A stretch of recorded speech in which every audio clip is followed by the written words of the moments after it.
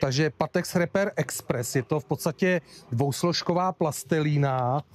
Vy si uříznete, kolik potřebujete a promačkáte v ruce a jakmile to začne lepit, tak to můžete použít třeba na opravu vytržených pantů v laminu. Jo? Tam, kde nemůžete opravovat nebo nemůžete vyměnit ty dvířka, tak vlastně se to napatlá, nanese do toho otvoru a po vytvrzení po 10-12 minutách to můžete přebrousit a vyvrtat.